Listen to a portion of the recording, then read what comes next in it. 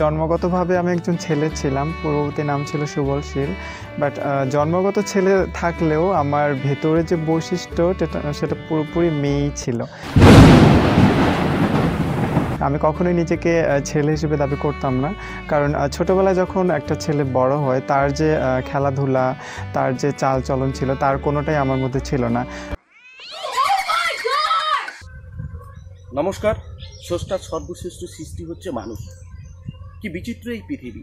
আমরা মায়ের গর্ভে 9 মাস 10 দিন থাকি, তারপর শুভ সন্ধিক্ষণে আমরা এই পৃথিবীতে ভূমিষ্ঠ হই, কেউ ছেলে হয়ে বা কেউ মেয়ে হয়ে। অনেকে ছেলে হয়ে জন্মগ্রহণ করে মেয়ের মতন আচরণ করে, আবার অনেকে মেয়ে হয়েও ছেলের মতন আচরণ করে। এই সমাজ তাদের ঠিক মতো মেনে নিতে চায় না। তারা একটা সকলে মানসিক যন্ত্রণা পায়, তাদের সমাজে বহু জায়গায় অপমানিত হয়, তাদেরকে নিয়ে টোনটিটকারি করে, অনেকে তাদের তাচ্ছিল্য করে। তাদের সেই মানসিক যন্ত্রণা থেকে বাড়িয়ে আসার জন্য অনেকে তারা লিঙ্গ পরিবর্তন করে, ট্রান্সজেন্ডার হয়। কেউ ছেলে থেকে মেয়ে হয়, কেউ মেয়ের থেকে আবার ছেলে হয়। আজকের এই ভিডিওতে শুনবো তেমনই একজন মানুষের কথা।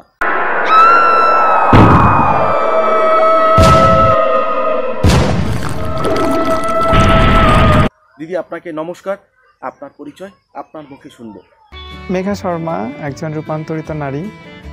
জন্মগতভাবে আমি একজন ছেলে ছিলাম, পূর্ববর্তী নাম ছিল সুবল শীল। বাট জন্মগত ছেলে থাকলেও আমার ভেতরে যে বৈশিষ্ট্য সেটা পুরোপুরি মেয়েই ছিল। আমি কখনোই নিজেকে ছেলে হিসেবে দাবি করতাম না, কারণ ছোটোবেলায় যখন একটা ছেলে বড় হয় তার যে খেলাধুলা, তার যে চালচলন ছিল তার কোনোটাই আমার মধ্যে ছিল না। দিদি, আপনি ছেলে হয়ে জন্মগ্রহণ করেছিলেন, তার সত্ত্বেও আপনি পায়ে আলতা দিতেন, হাতে চুড়ি পরতেন, ঠোঁটে লিপস্টিক পরতেন, মেয়েদের পোশাক পরতেন। এটা করতেন কেন? কি মনে হতো আপনার? আমার মধ্যে ছিল শুধুমাত্র মেয়েলিপনা। মেয়েদের মতো করে নাচতাম, মেয়েদের মতো করে খাইতাম, মেয়েদের মতো করে চলতাম, মেয়েদের মতো করে শাড়ি পরা, চুড়ি পরা, আলতা, লিপস্টিক, এগুলো আমার খুবই ভালো লাগতো। তো একটা সময় দেখা যাচ্ছে যে ছোটোবেলায় আমি খেলাধুলা করছি ঠিক আছে, কিন্তু যখন আমি বড় হচ্ছিলাম, আমার বয়সন্ধিকাল হচ্ছিল, তখনও আমার এই যে স্বভাব মেয়েলিপনাটা এটা মানে পিছু ছাড়ছিল না, আর আমি আসলে এটা থেকে বের হতে পারছিলাম না। এর জন্য আমাকে আমার সোসাইটি, আমার আশেপাশে মানুষজন অনেকে অনেক ধরনের কথা বলেছে, মাইজ্ঞা বলেছে, হিজড়া বলেছে, ধরে মারধর করেছে। দিদি, আপনি যখন স্কুলে যেতেন, আপনি তো ছেলে ছিলেন কিন্তু মেয়েদের মতন আচরণ করতেন, তাতে আপনার স্কুলের বন্ধু বান্ধব আচরণ করতো আপনার প্রতি। স্কুলে গেলে মেয়েদের সাথে মিশতাম, মেয়েরা বলতে তুই তো ছেলেদের সাথে মিশতাম। তো এই ধরনের কথাবার্তা অনেক, মানে এই ধরনের পরিবেশ এমন হয়েছে যে আমাকে মার খেতে হয়েছে শুধুমাত্র এই আচরণের জন্য, যে মাইজ্ঞার মতো করিস না। আপনি যখন বাড়িতে থাকতেন, আপনার মা বাবা আপনাকে কীরকম আচরণ করতো, তারা কি বলতো, সেটা যদি বলেন। পরবর্তীতে আমার মা বাবা বিরক্ত হয়ে আমার মা আমার সমস্ত খেলনা সব ছুঁড়ে ফেলে দিত, যে তুই ছেলেদের মতো করে খেল, ক্রিকেট খেলবি, ফুটবল খেলবি। কিন্তু আসলে সেই দিকে আমার কোনো অ্যাট্রাকশনই ছিল না। আমার সমস্ত কার্যকলাপ ছিল মেয়েলি। আমি মেয়েদের মতো করে হাঁটতাম, মেয়েদের মতো করে চলতাম। পরবর্তীতে আমি নিজেও তখন কনফিউজড হয়ে গিয়েছিলাম যে আমি আসলে কে, ছেলে নাকি মেয়ে। ছেলে যদি হতাম তাহলে তো একটা মেয়েকে ভালো লাগতো, আমি তো ছেলেদের মতো করে খেলতাম, কিন্তু আমি তো সেরকম না। তাহলে আমি তো মেয়েও না, মেয়েদের মতো করে তো আমার চেঞ্জ হচ্ছে না বডিতে। বয়সন্ধিকালে তো মেয়েদের একটা আলাদা চেঞ্জ হয়, ছেলেদের আলাদা চেঞ্জ হয়। তো সেটা আমার আমি ডিপ্রেশনে ছিলাম এবং আমি মেন্টালি সিকও হয়ে গিয়েছিলাম এই কারণে, যে আমার আসলে ভেতরে কি চলছে, বাইরে কি চলছে, এই কথা তো আমি কারোর সাথে শেয়ারও করতে পারছি না। আপনার এই ব্যতিক্রম জীবনে আপনি লেখাপড়া কিন্তু বন্ধ করেনি, আপনি লেখাপড়া চালিয়ে গিয়েছিলেন। আপনার লেখাপড়া কতদূর করেছিলেন? ফাইনালি আমি যখন এসএসসি পাস করলাম, ইন্টারমিডিয়েটে অ্যাডমিশন নিলাম, দেন আমি ঢাকায় পড়াশোনা করা শুরু করি। কিন্তু আপনার ভিতরে কি এমন পরিবর্তন হলো, কি এমন ভাবনা এলো, আপনি ছেলের থেকে হঠাৎ করে মেয়ে হলেন? আমার হাতে ফোন ছিল, স্মার্টফোন। তো গুগলের মাধ্যমে আমি জানতে পারলাম যে নিজেকে চেঞ্জ করা যায়, চিকিৎসাশাস্ত্রের মাধ্যমে নিজের মতো করে বাঁচা যায়। পরবর্তীতে আমি আসলে মানে একটা অপেক্ষায় ছিলাম যে আমার একটা মানুষ দরকার যে আমাকে কনসাল্ট করবে। দেন আমি আসলে লিঙ্ক আপ খুঁজতে থাকি, পরবর্তীতে সেই লিঙ্ক আপ পেয়ে যাই অ্যান্ড কনসাল্ট করি। এই যে আমরা মেঘনাকে দেখছি, হঠাৎ করে সে ছেলের থেকে মেয়ে হয়ে গেল, কিন্তু এ ব্যাপারে মেঘনার মা আমাদের যে কথা বললেন। আলো রানী, আমরা বাড়ি আমার ঠুমনিয়া, আমাদের আগে ছিল ছেলে, এখন গেছে মেয়ে। আমরা এখন মেনে নিয়েছি, যেহেতু আমাদের সন্তান, আমরা দূরে থাকতে দিই না, আমার কাছে টানে এনেছি। বলে বাবা তুমি আমার কাছে আসো, আমরা তোমাকে ফেলে দিতে পারবো না বা তোমাকে দূরে থাকতে দিব না। এখন আমরা মেয়ে হচ্ছে তো কী হয়েছে, আমরা কি অখুশি থাকবো? আমাকে যেটা দিবে সেই জন্য সেটা আমাকে মানতেই নিতে হবে। এখন আমরা এটাতে খুশি আছি। আচ্ছা দিদি, আপনার ছেলে হঠাৎ করে মেয়ে হয়ে গেল, তাতে আপনারা মা বাবা হয়ে পাড়ার লোক তো আপনাদের অনেক কিছু বলতো, আপনাদের শুনতে হতো।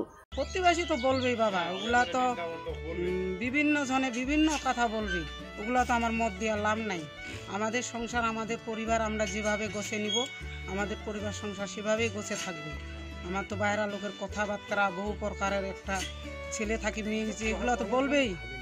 এই যে আপনি হঠাৎ করে ছেলের থেকে মেয়ে হয়ে গেলেন, এর জন্য তো একজন মনোরোগ বিশেষজ্ঞের থেকে আপনাকে মানসিক প্রস্তুতি নিতে হয়েছে, আপনাকে বিভিন্ন পরীক্ষা নিরীক্ষার মাধ্যমে আসতে হয়েছে, আপনাকে হরমোন থেরাপি নিতে হয়েছে, তারপর ডাক্তারবাবুরা আপনাকে ফিট সার্টিফিকেট দিয়েছে, তারপর একটা সময় আপনার অপারেশন দিয়ে অপারেশনের সময় যা কষ্ট, যা ব্যথা যন্ত্রণা আপনি পেয়েছেন, সেই অভিজ্ঞতার কথা আমার দর্শক বন্ধুদের যদি বলেন।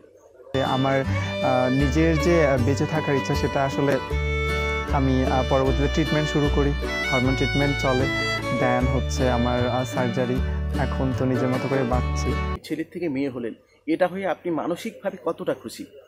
সুন্দরভাবে। অ্যান্ড এখন যেটা হয়েছে সেটা আমি যখন টোটালি রূপান্তরিত নারী হয়ে বাড়িতে ফিরলাম, তখন সোসাইটি আমাকে ওইভাবে অ্যাকসেপ্ট করছে না।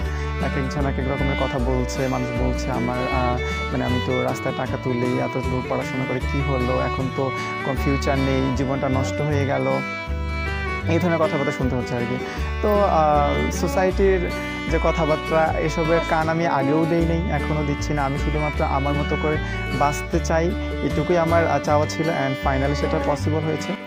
তো ভালো এক্সপিরিয়েন্স ছিল সোসাইটির কাছ থেকে। অনেকে আবার কনগ্রাচুলেট করেছে, আমার ফ্রেন্ডস, আমার রিলেটিভসরা অ্যাকসেপ্ট করেছে, আমার ফ্যামিলি অ্যাকসেপ্ট করেছে যে আমার বাবা মার একটাই বক্তব্য ছিল, সন্তান তো সন্তানই, সে ছেলে হোক বা মেয়ে হোক, সে আমাদের সন্তান। তো ফাইনালি আমি আসলে নিজেকে নিয়ে খুবই হ্যাপি, খুবই স্যাটিসফাইড।